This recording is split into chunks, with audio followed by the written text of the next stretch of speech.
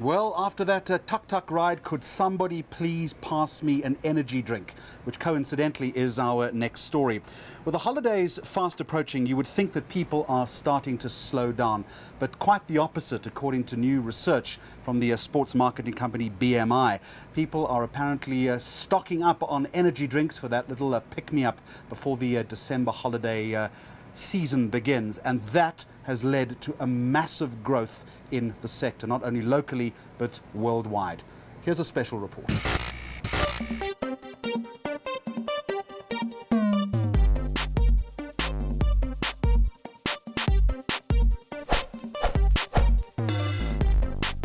We do an annual study on the South African energy drink market, and what we have established is that what we're trying to do is quantify that market in terms of volume and value.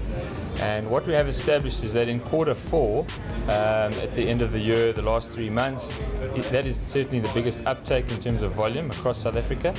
We also find that Q1 in South Africa is also the second biggest area or time when people purchase. So if you put that together, then Q1 and Q4 are where people mostly consume. Now, when you look at the forecourt industry, it is the largest segment in terms of channel for this product in South Africa, which is quite unusual. Most of the other 140 products we look at, retail, normal formal retail is the largest. But in this category, the forecourt channel is. And so if you look at forecourts, yes, when people are traveling on transient sites over holiday time, lots of motorists on the N1, the N2, the N3, N4, they typically are stopping for their energy drink to top up and stay focused. And so we're seeing that in terms of the demand for the product. There's probably 35 major brands that we pick up in South Africa, but across the spectrum there's probably hundreds because they roll in and roll out. There's imports from Poland, imports from all over the world. All sorts of little products come in and are very niche and sometimes very regional. So how they differentiate is through the way that they appeal to certain customers. And so the energy drink manufacturers have been very, very niche in terms of the way that they describe and create markets.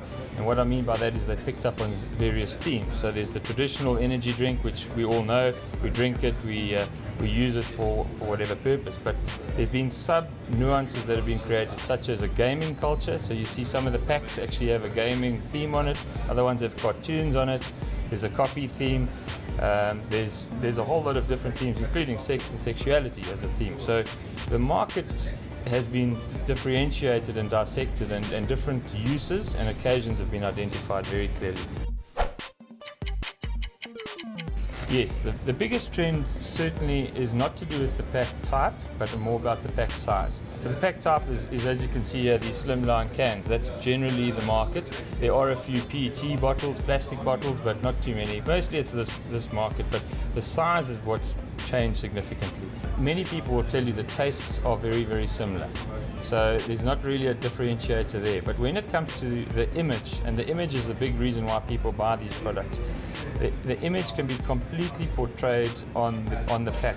So the imagery and the theme and what it's trying to tell you and who you are when you drink this product is certainly really, really important. So that's where brands are differentiating from each other.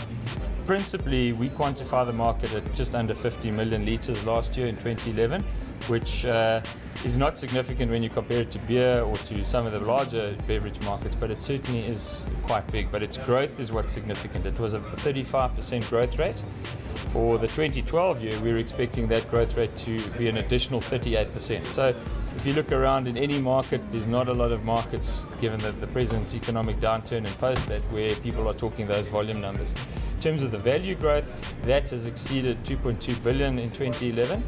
And again, that's off a growth of about, from 2 years ago, it was less than R1 billion. So there's been a lot of value growth. Some of the big boys are all here, and I think the one that's really doing well, in our opinion, would be the Monster drink, because it continually reinvents itself.